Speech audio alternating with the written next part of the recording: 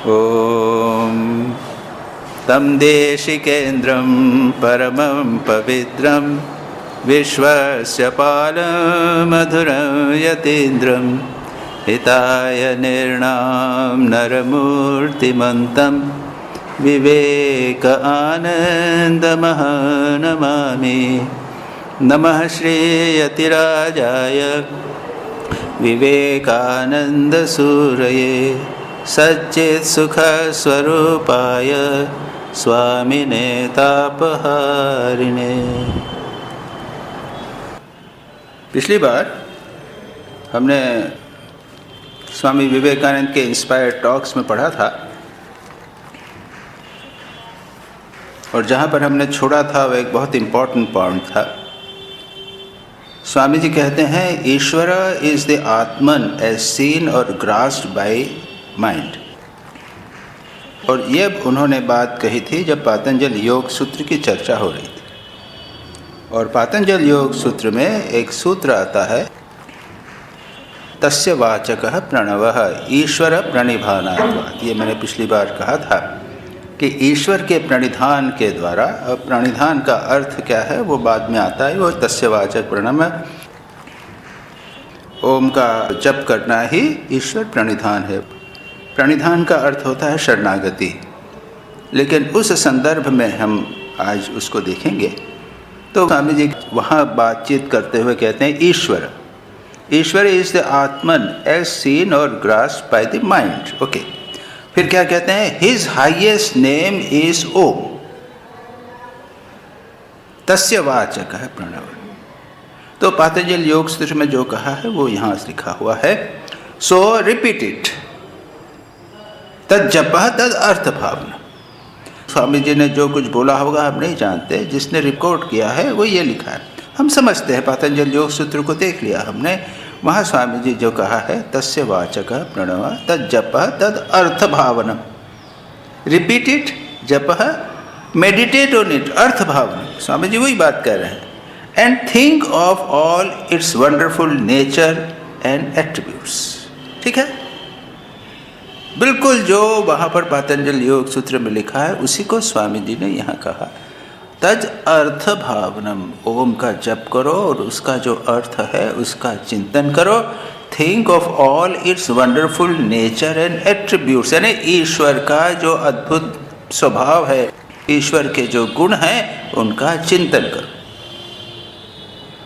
आगे कहते हैं Swami ji repeating the Om continuously is the only true worship. यहाँ तक जाते हैं कि ओम का जप करना ही वास्तविक उपासना है। आगे और आगे, it is not a word, it is God himself.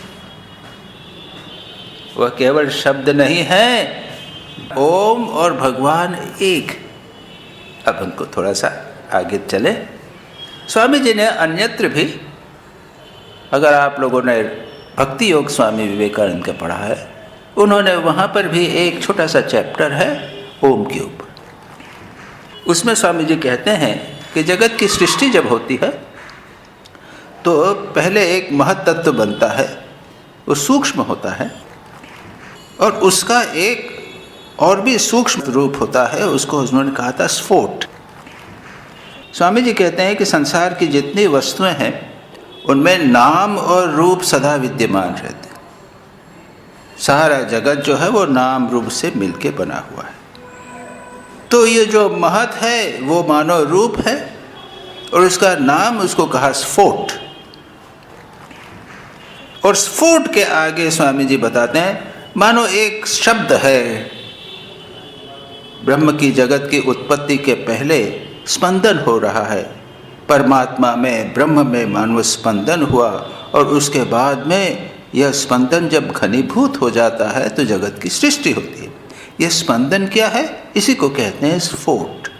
सूक्ष्म रूप है उसको स्फोट, और उसका प्रतीक क्या है? ओम। उसके बाद स्वामी जी कहते हैं ये ओम हमारे जितने भी शब्द अक्षर, हम जो भी वाणी बोलते हैं, उस सारे का प्रतीक है। सब का सब इसके अंदर आ जाता है। क्यों आ जाता है? वो कहते हैं इसमें अ उ म है, ओम जो है उसमें अ उ म है। जब हम ओम का उच्चारण कहते हैं तो पहले अ आता है। ये कहाँ हुआ? ये ओंठ खुल गए। ऊ ओम ओंठ जरा बंद हो गए, म में ओंठ बंद हो गए पूरे। तो जो ध्वनि की जितनी प्रक्रिया होती है हमारे मुंह से, सारी की सारी प्रक्रिया इस ओम के अंदर आ गई। अ ऐसे ही घुला, ऊ अंदर से आया और म आकर वहां पर रुक गया। अ उ म, सारी की सारी प्रक्रिया वहां पर समाप्त हो गई। तो ओम जो है वो एक, जिसे कहते हैं सर्वश्रेष्ठ प्रतीक ईश्वर का है। और जितनी भी ध्वनि, क्योंकि सारा जगत जो है उसमें शब्द रहेगा और रूप रहेगा, तो जितना भी रूप है, जितना भी शब्द है, सब का सब मानो घनीभूत होकर ओम के अंदर आ गए। तो ये वहाँ पर स्वामी विवेकानंद ने भक्ति योग में एक शब्द उसमें ये लिखा हुआ। लेकिन यहाँ पर स्वामी जी जो बता रहे हैं वो है कि ओम को ईश्वर के प्रतीक के रूप में उसका विचार कीजिए। हिज हाईएस्ट नेम इज तच्च वाचक। वाचक को हिंदी इंग्लिश में ट्रांसलेट किया हिज नेम। ओके, हम सबका वाचक है, कोई बुलाना हो, पुकारना है तो एक शब्द कहते हैं। और बाद में कहते हैं it is not a word. Last वाक्य में, इसी स्टेंजा के लास्ट वाक्य में है it is not a word, it is God himself. और उपनिषद में मैं लेके आया हूं, वहां पर कहते हैं ओम इस एकाक्षरम ब्रह्म। ओम एक अक्षर ब्रह्म ही है। तस्य उपवाख्यानम भूतम भवत भविष्यत सर्वम ओंकार एव। यद्यापि अन्य त्रिकालातीतम तस्यैव ओंकार। ओम ही सब कुछ है, ओम ब्रह्म है। ओम भविष्य भूतकाल वर्तमान सब ओम है, और जो त्रिकालातीत है वह भी सब ओम है। तब वो ओम को आप ब्रह्म का वाचक लीजिए या ब्रह्म लीजिए, क्या फर्क पड़ता है?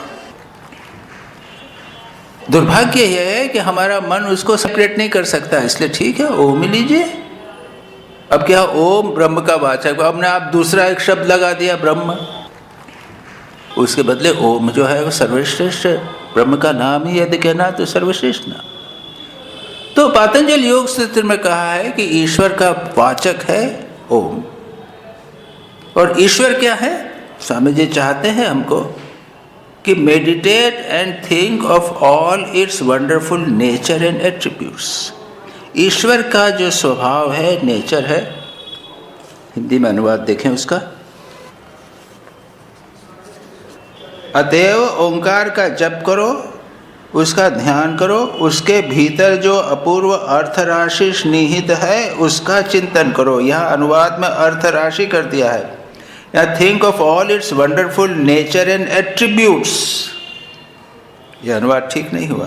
किसका नेचर? ईश्वर का नेचर और उसके एट्रीब्यूट्स, उसके सद्गुण वगैरह। और पातंजल योग सूत्र में 3 सूत्रों में ईश्वर का एट्रीब्यूट्स, नेचर, स्वभाव सब बताया।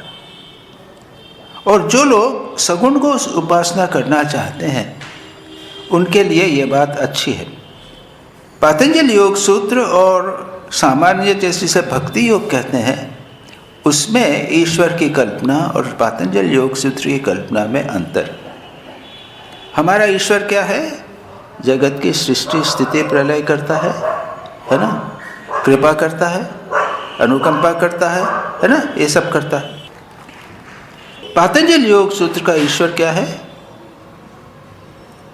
पुरुष विशेष ईश्वर। वो एक पुरुष यानी क्या? आत्मा। हमारी बहुत सारी आत्माएं हैं, हम सब अलग अलग आत्मा हैं, ईश्वर भी एक आत्मा है, लेकिन हमसे भिन्न है, विशेष। क्या विशेष है?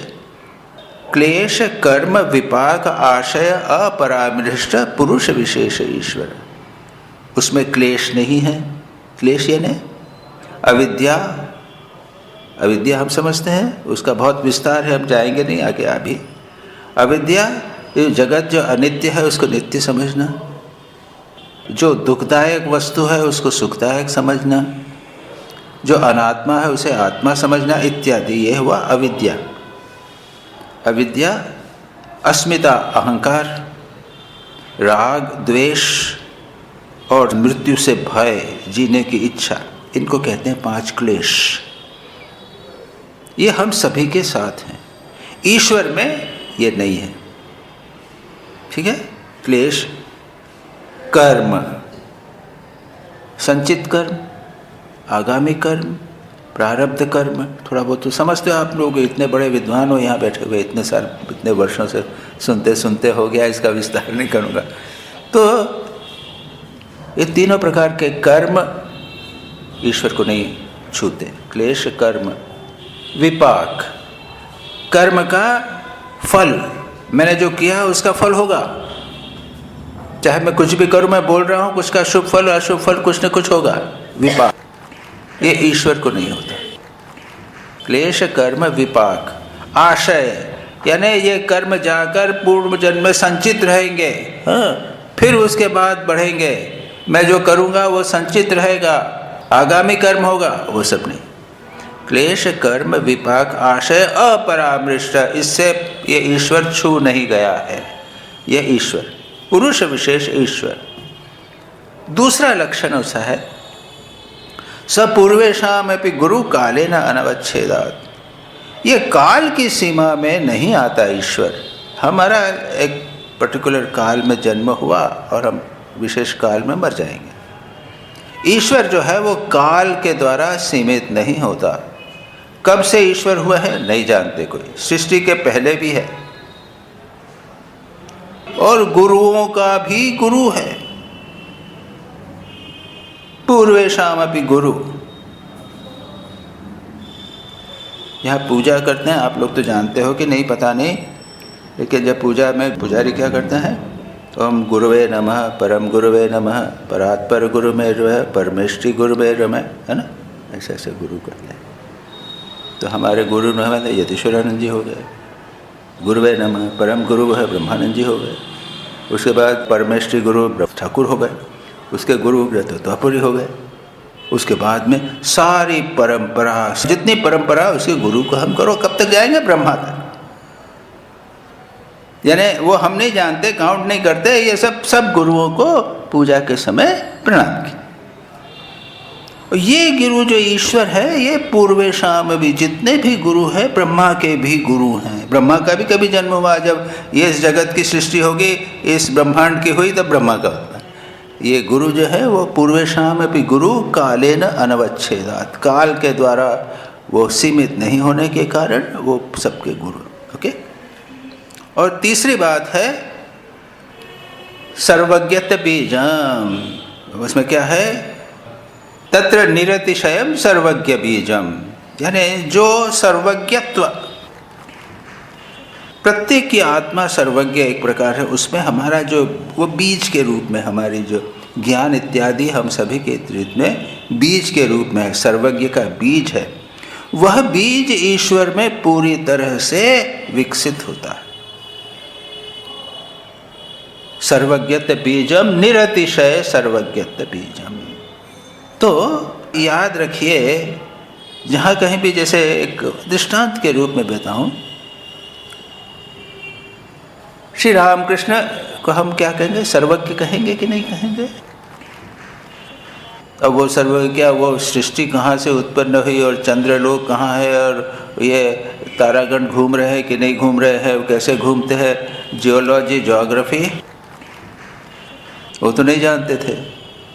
ये महापुरुष जैन धर्म में ये बड़ी अच्छी बात कहती है, वो कहते हैं कि जो तीर्थंकर होते हैं, जैनों के जो प्रोफेट होते हैं तीर्थंकर, वे सर्वज्ञ होते हैं। तो सर्वज्ञ ज्ञान होता है क्या उनको, ये सब जब चाहें तब ये सारा का सारा ज्ञान वे प्राप्त कर सकते हैं। That's the point. बैठेंगे, सूर्य की गति क्या है पता लगाना है, पता लगाना, और सूर्य चंद्र किस प्रकार घूमते हैं पता लगाना। तो जो ईश्वर है वो है तत्र निरितिशयम सर्वज्ञ बीजम। अब कहते हैं कि उसका तज्जपः, उसका जप, ओम तस्य वाचक तज्जपः तद अर्थ भावनम करो। अब अर्थ भावनम कैसे करें? ये अर्थ तो हो गया।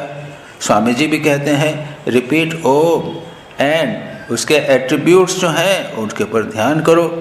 तो ध्यान कहते हैं हमको, अगर हम कर्मों से, क्लेशों से मुक्त होना चाहते हैं तो ईश्वर को क्लेश रहित रूप में उसका चिंतन कीजिए। ईश्वर ऐसे पुरुष हैं जो क्लेश रहित हैं, उसमें किसी भी प्रकार के क्लेश नहीं है, कर्म नहीं है, राग द्वेष इत्यादि बिल्कुल नहीं है। शांत, जिसे कहते हैं ना राग द्वेष रहित, वीतराग महापुरुष, शांत बैठे हुए उसका ध्यान करें। ये जैन धर्म, ये पतंजल योग सूत्र से संबंधित है, उसमें उन्होंने उसको एक्सेप्ट किया है फिलोसॉफिकल। तो उसमें ये सारी की बातें आसान है। उसमें जो तीर्थंकर है उसका हम ध्यान करते हैं तो वीतराग महापुरुष के रूप में, वो राग द्वेष रहित, उनमें कर्म नहीं है, विपाक नहीं है, बिल्कुल शांत प्रशांत हैं, ऐसा ध्यान। तो ये एक स्वामी जी कहते हैं ये एक बहुत अच्छी पद्धति है ध्यान। उसके बाद ये हो गया। अब दूसरा है पूर्वेषाम अपि गुरु। तो ईश्वर को अपने गुरुओं के भी गुरु के रूप में, हमारे खुद के गुरु के रूप में भी ध्यान करना चाहिए। और तीसरा, वे सर्वज्ञ हैं, सब कुछ जानते हैं। इन तीन बातों को ईश्वर में खास करके उसका एक के बाद एक ध्यान करना चाहिए। ये बात स्वामी जी यहाँ पर कहते हैं। तो ये हुआ पतंजल योग सूत्र के संबंध में रिपीटिंग द ओम कंटिन्यूअसली, सदा सर्वदा। सर्वदा ओंकार जप ही यथार्थ उपासना है। ओंकार का जप सर्वदा करना ये वास्तविक उपासना है। यानी यहाँ तो केवल है it is the only true worship. Shri Ramakrishna क्या कहते हैं? मास्टर महाशय ने पहला प्रश्न क्या किया था? ईश्वर में मन कैसे लगे? और ठाकुर ने 3-4 बात कही थी, उसमें सारे गॉस्पेल आ गया, उसका विस्तार भी नहीं। सदा सर्वदा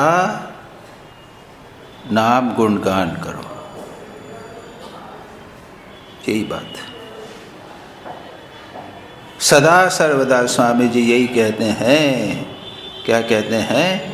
ओंकार का जप करो, ध्यान करो, उसकी अर्थ राशि का निहित है उसका चिंतन करो। ओंकार का जप सर्वदा, ओंकार जप ही यथार्थ उपासना है। यहाँ पर ओंकार के संबंध में ठाकुर नाम जप की बात करते हैं। भगवान का नाम कहो, कोई सा भी नाम ले लो, राम का नाम लो, कृष्ण का नाम लो, रामकृष्ण का नाम लो, जो भी लो हो, सर्वदा, सदा और सर्वदा, 2 बार। अब पंडित लोग, हम तो पंडित नहीं हैं, लेकिन वो अगर सदा क्यों कहा और सर्वदा क्यों कहा, इसके ऊपर हो सकता है कुछ विचार करें। लेकिन सर्वदा, सदा, ऑलवेज, काल से संबंधित है। सदा सर्वदा भगवान का नाम जप करना चाहिए। सभी संतों ने यही बात कही है। तद जपः तद अर्थ भावनम। और पतंजल योग सूत्र उसमें कहते हैं, क्या कहते हैं? अभ्यास वैराग्याभ्याम तन्निरोधः। अभ्यास का अर्थ है सतु दीर्घ काल नैरंतर्य सत्कारा सेवितो दृढ़ भूमि। अगर भगवान के नाम का जप करना है तो वो दीर्घ काल तक करना है, निरंतर करना है, बिना ब्रेक के करना है, और आदर के साथ मन लगाकर एकाग्रता के साथ करना है। ये 3 कंडीशन लगाई है। तो भगवान का नाम का जप करो, या बैठकर मन को एकाग्र करने का, ध्यान करने का प्रयत्न करो, या और भी कोई साधना हो उसको करने का प्रयत्न करो। निरंतर करना है, बिना ब्रेक के। कुछ दिन किया फिर छोड़ दिया, ऐसा नहीं। घंटे भर किया फिर छोड़ दिया, ऐसा नहीं। सदा सर्वदा भगवान का नाम गुणगान करना चाहिए, और तब क्या हो जाता है, एक अभ्यास हो जाता है। ये बहुत महत्वपूर्ण है। और कितने संत हो गए हैं जो सदा सर्वदा भगवान का नाम करते थे। अरे माँ को देख लीजिए, माँ शारदा। माँ शारदा क्या बोलती हैं? किसी ने आया बोला कि माँ मन बड़ा चंचल है, तो क्या कहा माँ ने? कितना जप करने को बोला है? नहीं, माँ ने क्या बोला उसको है? 10,000 नहीं, 20,000 जप करो। उसको लिख दो, पत्र में लिख दो 20,000 जप करे। कैसे मन चंचल दूर हो जाता है। और माँ बोल सकती थी, क्यों? 1 लाख करती थी। 1 लाख करके देखो, आप कैलकुलेट करके देखो कितना टाइम लगता है। सदा सर्वदा ना किए तब हो नहीं सकता। तो हमारी परंपरा में है 1 लाख जप निरंतर।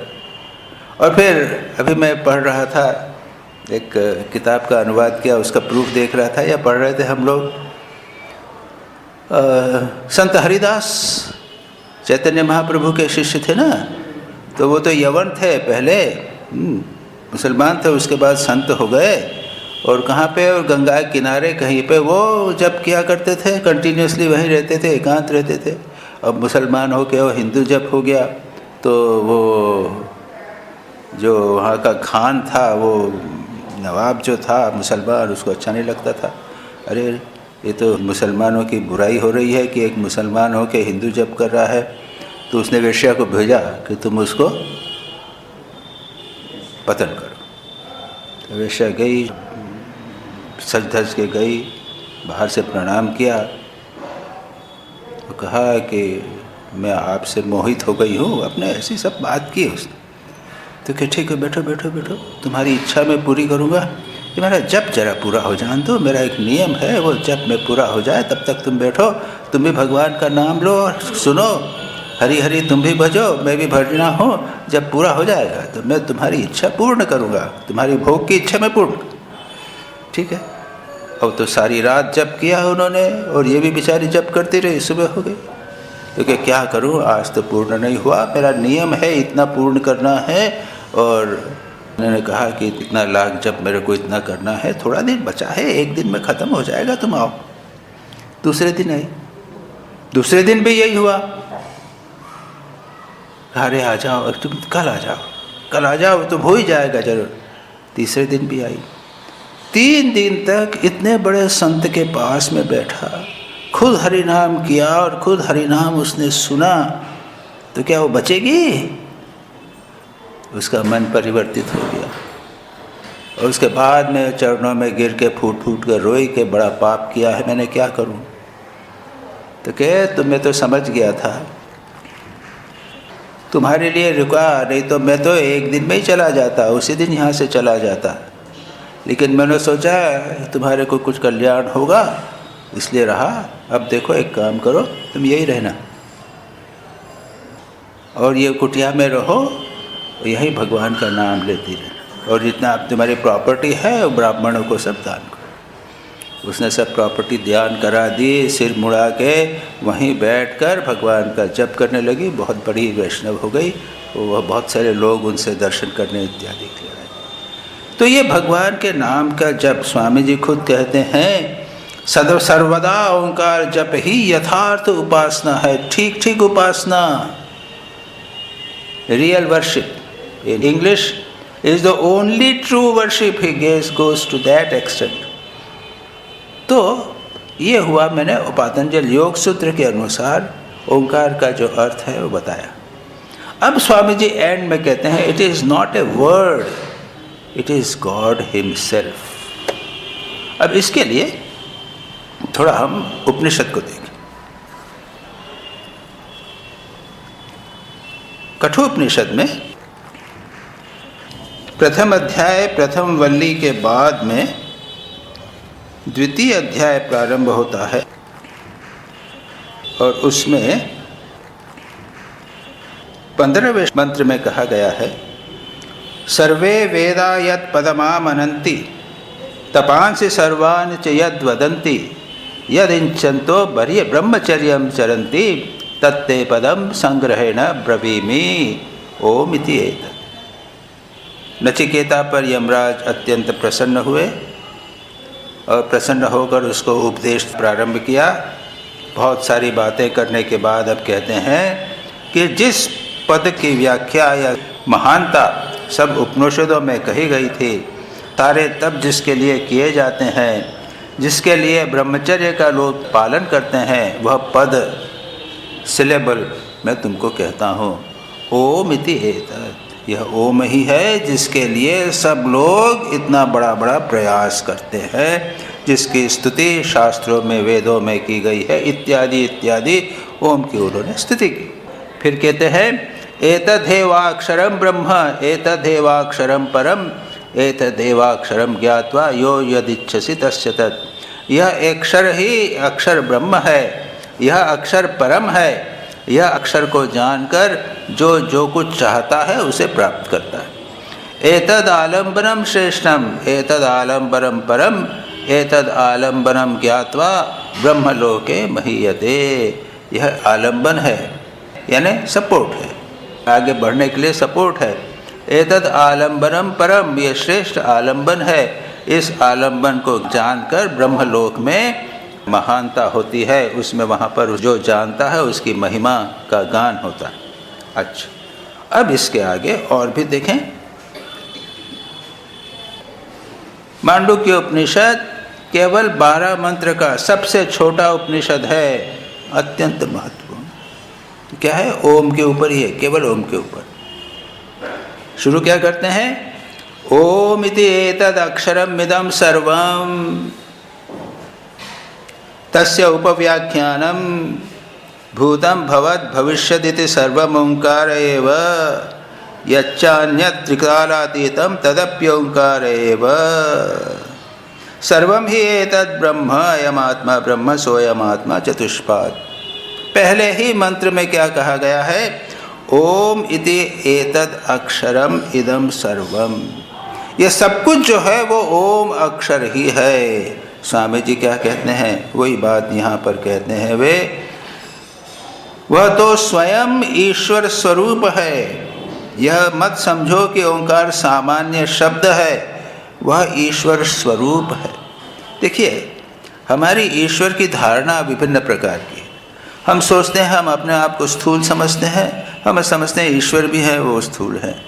स्वामी जी स्वयं कहते हैं कि भैंस यदि कल्पना करेगी तो एक बड़ी भैंस की कल्पना करेगी ईश्वर की। कल्पना करते हैं तो हम लोग ये सब मानव है, ऐसा ही है। बस सिर्फ यह है कि हमारे 2 भुजाएं हैं, उनकी 4 भुजाएं है ना, और ज़्यादा से ज़्यादा 12। हम जैसे हैं वैसी कल्पना करते हैं कि ईश्वर भी वैसा है। ऐसा है क्या? अनफॉर्चुनेटली बात ऐसी है। इसलिए कहते हैं ओम को ईश्वर की जितनी कल्पनाएं हैं मानव मन की कल्पनाओं से परे कह सकते हैं। ईश्वर क्या है हम नहीं जानते, जान नहीं सकते, मानव मन से नहीं जान सकते। मानव मन के परे जाने पड़े पता चलेगा।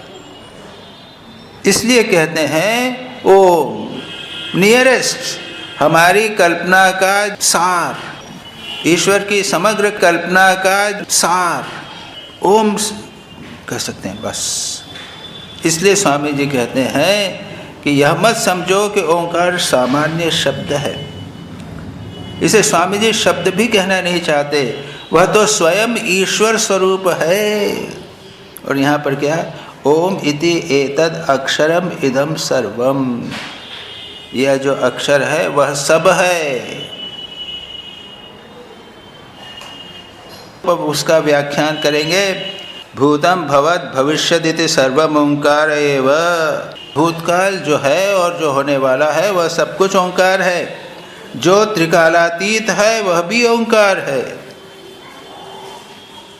और अभी कठोपनिषद में भी देखा मैंने, वहाँ पर एतत् आलम्बनम श्रेष्ठम इत्यादि करके कहा है। तो ओम और ब्रह्म को एक किया गया।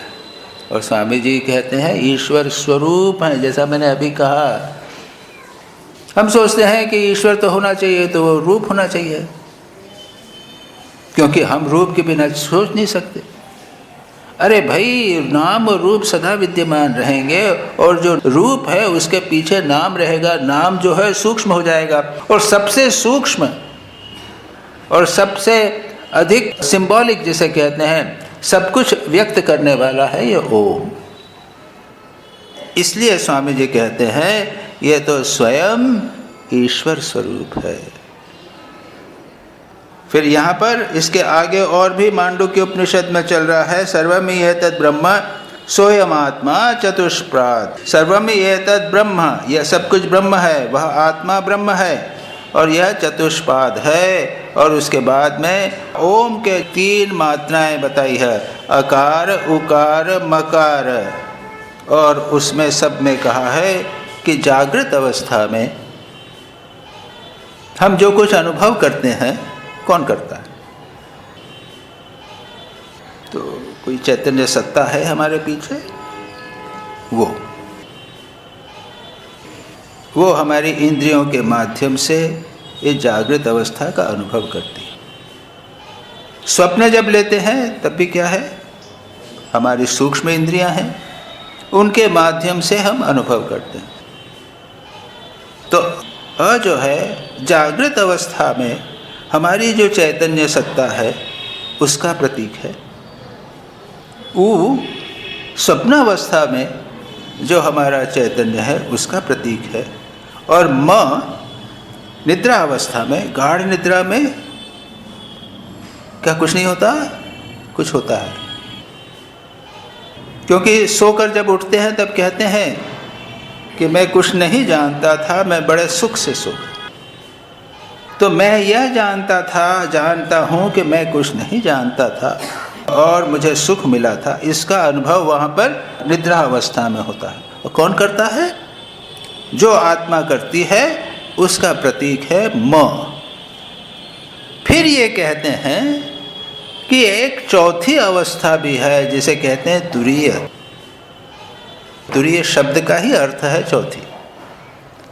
एक चौथी अवस्था है जो तुरीय इन तीनों अवस्थाओं से परे है, उसका भी प्रतीक है यह ओम। जब हम कहते हैं अ ओम ओम,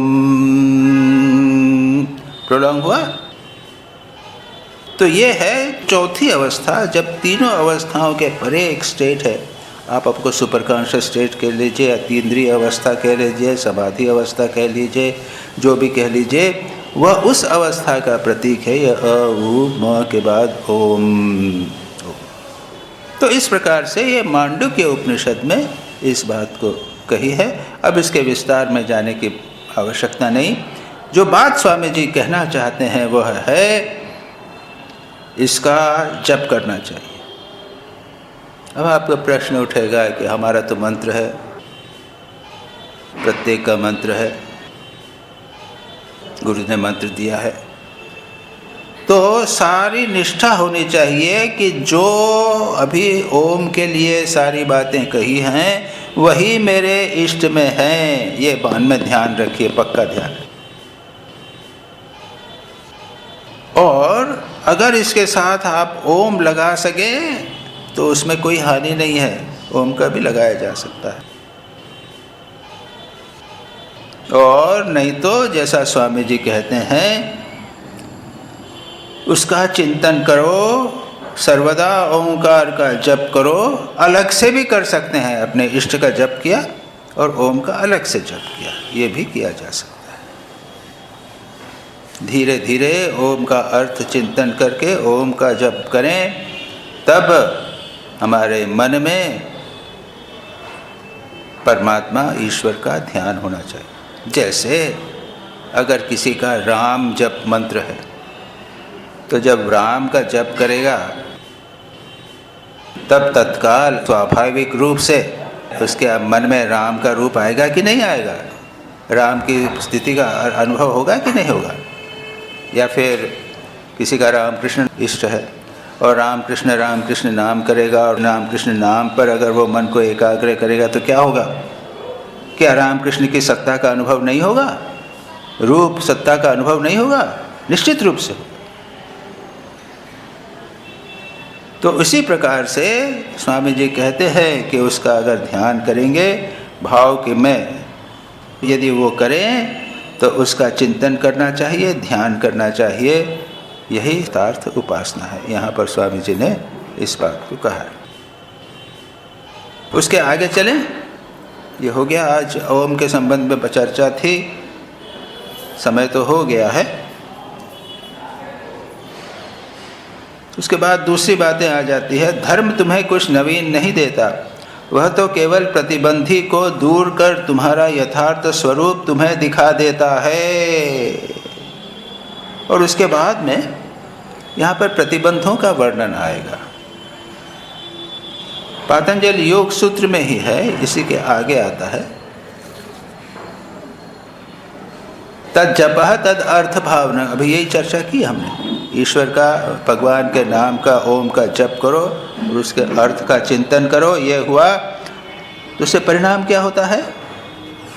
ततः प्रत्यक्ष चेतन अधिगमो अपि अंतराय अभावश्च। स्वामी जी ने उसको नहीं कहा प्रत्यक्ष चेतन अधिगम। भगवान के नाम का, ईश्वर के नाम का, ओम का जप करने से प्रत्यक्ष चेतन अधिगम। प्रत्यक्ष चेतन यानी प्रत्येक यानी भीतर, चेतन यानी चेतना, consciousness, inner consciousness. Inner consciousness मतलब we become internal, you become introspective. मन आपका अंतर्मुखी हो जाता है, इसको कहते हैं प्रत्यक्ष चेतन अधिगम। तो आप एकाग्रता पूर्वक अगर भगवान के नाम का जप करें, तद जपः तद अर्थ भावनम, तो एक परिणाम होगा, आप अंतर्मुखी हो जाएंगे।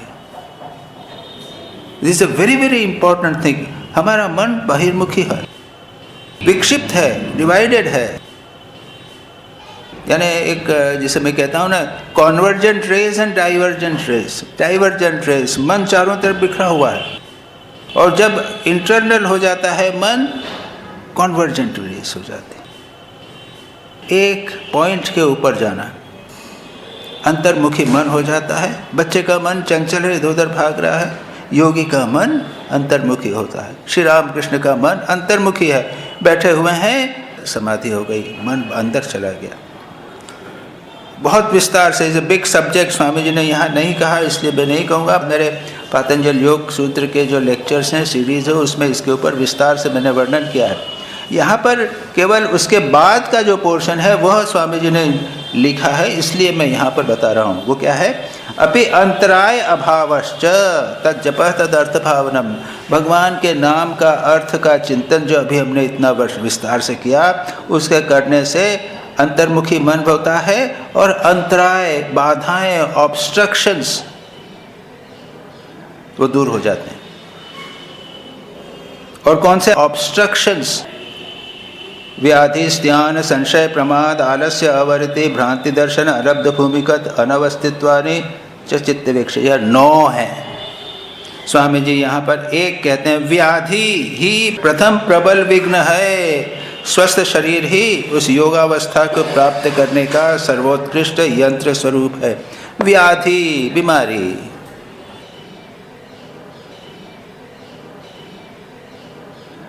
और पतंजलि कहते हैं कि व्याधि दूर हो जाती है अगर भगवान का नाम करो। 9 बाधाएं हैं, ऑब्स्ट्रक्शंस हैं।